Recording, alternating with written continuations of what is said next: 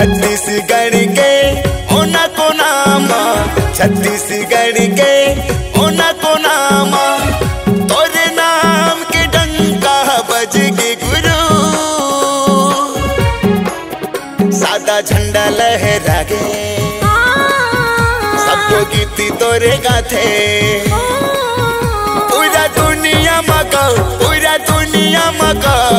सत्य के ध्वजा लहरा गे गुरु मोर,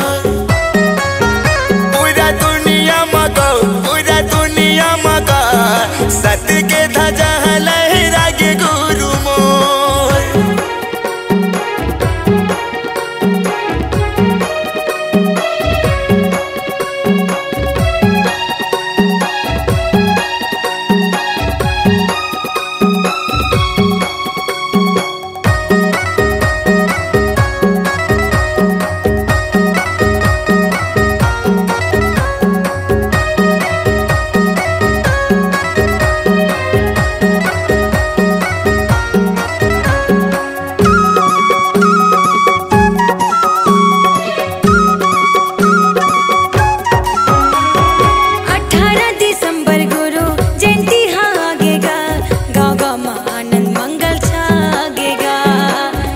की संदेश पूरा दुनिया में बगराएगा, सदके निशानी जत खाम घड़ाएगा।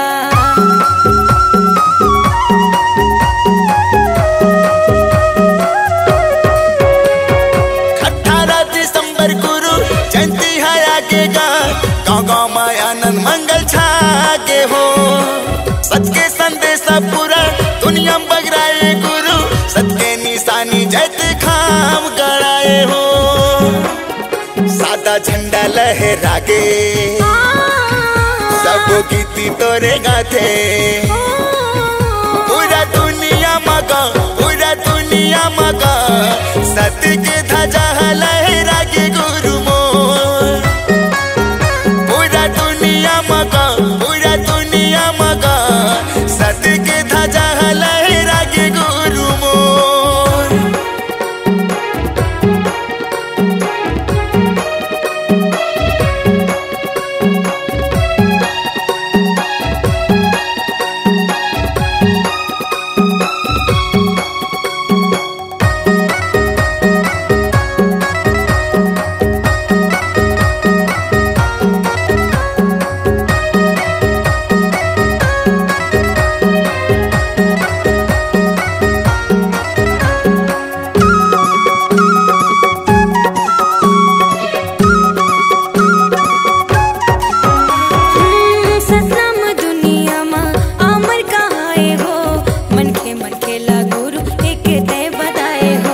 सतनाम के भक्ति माँ मन ला रंगाए हो,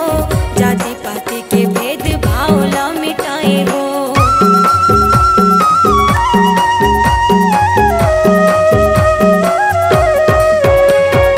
सतना में दुनिया में अमर कहाए हो, मन खेला गुरु एक बताए हो, सतनाम के भक्ति माँ मन ला रंगाए हो, जाति पाति के भेद भाव मिटाए हो, सादा झंडा लहरा गे, सबो गीती तोरे गाथे, पूरा दुनिया मगा, पूरा दुनिया मगा, सत्य के ध्वजा लहरा गे गुरु मोर, पूरा दुनिया मगा, पूरा दुनिया मगा, सत्य के ध्वजा लहरा गे गुरु मोर। छत्तीसगढ़ के ओना को नामा, छत्तीसगढ़ के ओना को नामा, तोरे नाम के डंका बज गे गुरु, सादा झंडा लहरा गे, सबो गीती तोरे गाथे, पूरा दुनिया मगा, पूरा दुनिया मगा,